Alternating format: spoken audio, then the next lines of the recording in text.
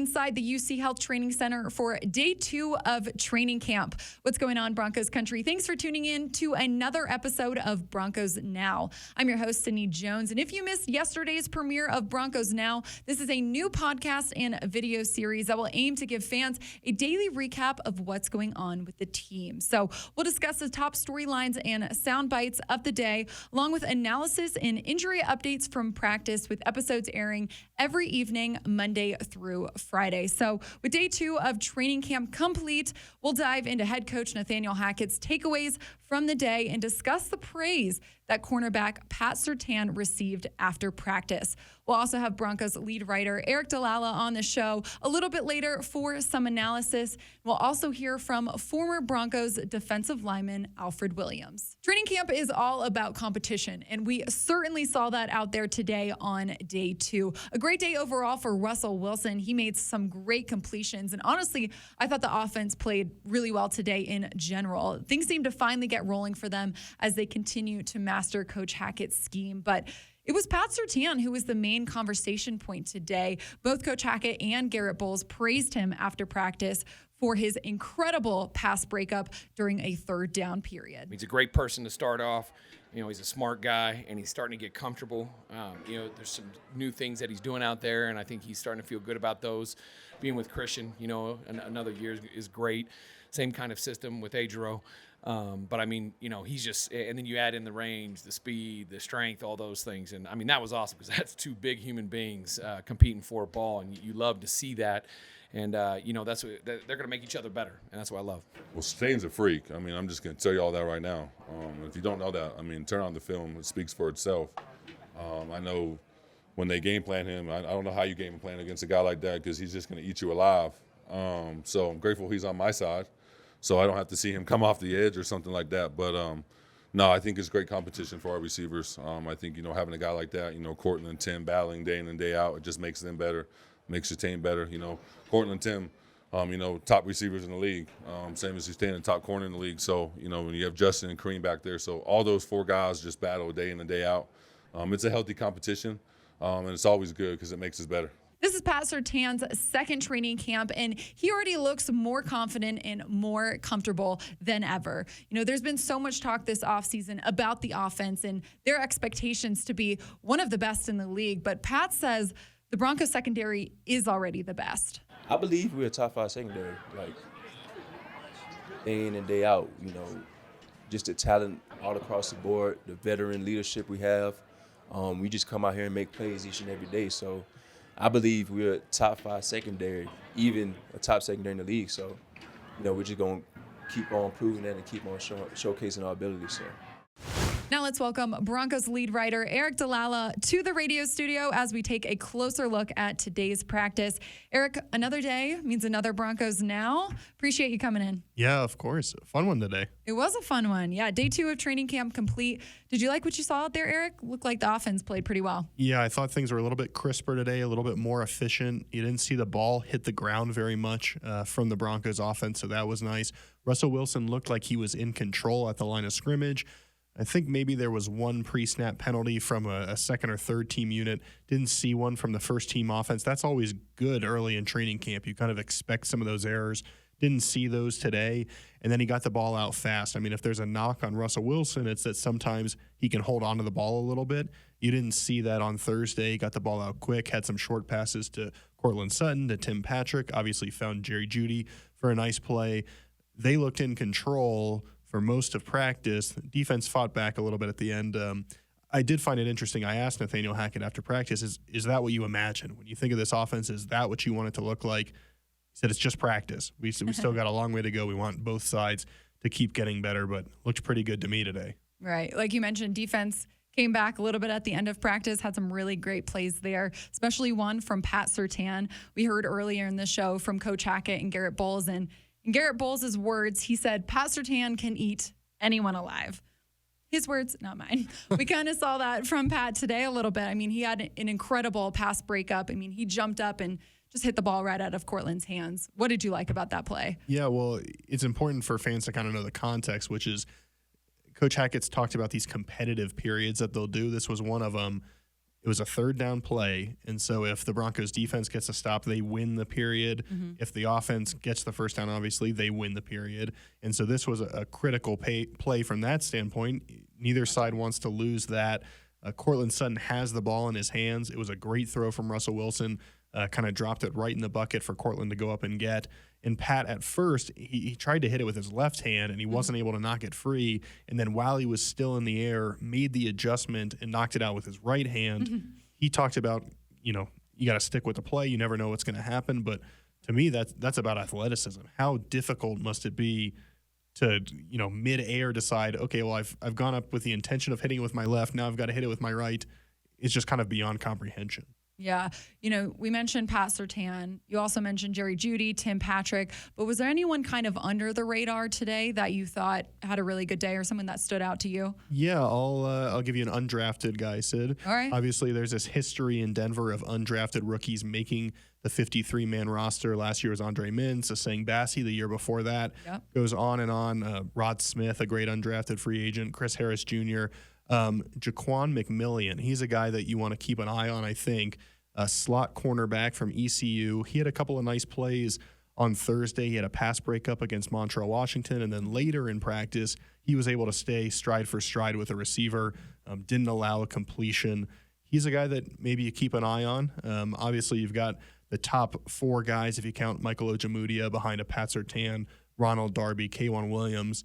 And then you assume Damari Mathis is going to make it as a fourth-round pick, rookie this year. And then there's a bunch of guys kind of fighting for that sixth cornerback spot. Jaquan's a guy that maybe could earn that. Yeah, I hope we see another undrafted guy make the team. But I want to talk a little bit more in depth about Jerry Jeudy and Justin Simmons. I really loved what Coach Hackett said today about Jerry. He said, Jerry's attacked camp so far, and I know it's only day 2, so we haven't seen a ton from him, but he said he's been working harder, and he even coaches Hackett a little bit. He says he calls him out, which I love. You feel like we've seen a different Jerry this camp so far? Yeah, I mean, like Coach Hackett said, through 2 days, it's a little soon to know that for sure, but I do think just this offense, it opens up what Jerry Jeudy can do. Fans got tired last year of kind of the jet sweep motion with Jerry Jeudy that the ball never went to Jerry, and so it just got a little bit stale. You're not going to see that in this offense. They're going to use him in a lot of different ways. Nathaniel Hackett talked about how Jerry Jeudy can do a lot of different things in this offense. So I wonder if that's energizing for him, if he thinks, hey, because this offense suits me well, I'm going to put in that extra effort. I'm going to put in that extra work. So far, I think we're seeing that from Jerry Jeudy. And then Justin Simmons, I mean, he had another beautiful pass breakup. I mean, Russell Wilson, he launched one downfield to Jerry, and Justin was in perfect position. I mean, we've seen that time and time again from Justin, but it was pretty special today, wasn't it? Justin's range, I think, is still a little bit underestimated because Nathaniel Hackett said the Broncos actually liked the look they got on this play because Jerry Jeudy was stride for stride with his defender. Nathaniel Hackett said, hey, we were trying to pick on somebody else a little bit. And then, boom, the ball's in the air. We know how high Russell Wilson throws the ball, how it hangs up there. It's a beautiful deep ball, but it gave Justin Simmons time to come over from the other side of the field and get there just in time to knock it away. And if that were a real game too, Sydney, I think there's a chance Justin intercepts that because he's probably a little less afraid of running into the opposing receiver, running into his teammate. You're going to make the play in a game situation. So to me, there's a chance he picks that off. And it just shows you it's easy to forget when you're around him day after day that Justin Simmons is perhaps the best safety in the NFL. Today was a good reminder of that. Definitely was. I know, like you mentioned, it's only day 2, but we've seen a lot of first team during practice the past couple of days. And I know, Eric, you talked to Coach Hackett a little bit about it after practice. Why do you think maybe this is so beneficial? Yeah, it stood out to me, Sydney, because you don't always see that. I mean, in previous years during training camp, sometimes you'll see the ones go against the 3s, they'll go against the 2s. I don't know if it's because you want to give your guys a scout team look or you just want to build up confidence. Nathaniel Hackett's not about that. He wants good on good, as he put it. You want to go against, you want Courtland Sutton to go against Pat Surtain. You want Javonte Williams to have to find holes against the starting defensive line and starting linebackers. That's what's going to make you better.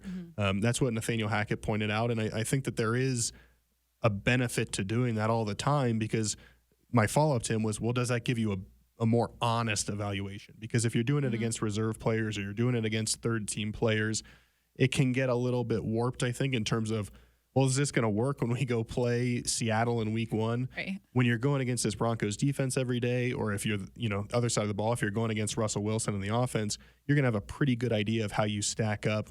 I think that can only help you when you get to the season. Well, another great practice in the books. Eric, appreciate your analysis and insight as always. Of course. I'll see you tomorrow. We also talked to several players after practice today as they were walking off the field, and a major conversation between all of them has been these Guardian caps that the NFL has mandated them to wear. The NFL has mandated offensive linemen, defensive linemen, linebackers, and tight ends to wear them during practices throughout the first month of training camp and the preseason. I kind of feel like a bobblehead, man. I feel like it adds it gives me -5 speed on Madden to my speed, so that's why I tell some of the guys. But yeah, I mean, it's not that heavy, honestly, so just a little ugly, if you will. But yeah, it's cool. Yeah, we have a joke in the line room. We won't be getting any good pictures in training camp with these on, so we just got to deal with it. Now it's time to take a look at today's injury update. No new injuries to report today, but here's a look at yesterday's in case you missed it. Billy Turner, Randy Gregory, KJ Hamler, and Tom Compton are on the PUP list. Tight end Greg Dulcich worked out on a side field again today. And undrafted rookie Christopher Allen is also on the non-football injury list. And last but not least, I caught up with former Broncos defensive lineman Alfred Williams and asked his thoughts on this year's team. 13-4 is what we should be looking at, and a bad year is maybe 12-5. So I think it's a huge change from what we had around here to what we have now. I think it's what you want if you're a Denver Bronco alumni, fan, or somebody just new to football and you want to find a team. This is a good time to be a Bronco fan. I know you've been around this city, so what energy do you think that Russell Wilson has brought here? Oh, it's been amazing. I mean, he's brought this swag and this type of mentality that we're gonna win, you can win, and you can be great. And it's inspirational to not just the team, but I think that kind of positivity works for the coaches, and I think the fan base really picks up on it as well. And I think for the first time, we finally have a guy, first time in a long time, we have a guy that we can actually pull for. And I pulled up to the practice today, and for the first time in a while, the media lot was full. I mean, that hasn't happened around here since Peyton was here. So that's fantastic. I'm happy. And then you got the Bradley Chubb, Randy Gregory duo. What do you like about their potential?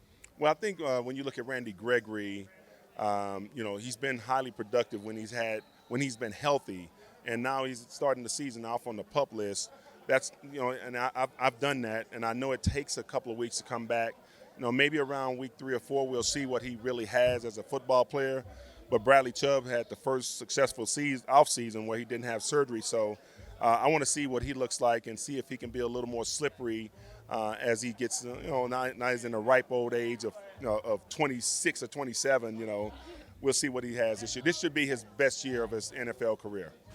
Well, looks like that's all the time we have for today's episode. Thanks so much for tuning in to another edition of Broncos Now. Don't forget, there will be new episodes of Broncos Now every evening, Monday through Friday. So make sure to check them out on iTunes, Spotify, denverbroncos.com, YouTube, or wherever you get your podcast. I will see you all right back here tomorrow for day 3 of training camp.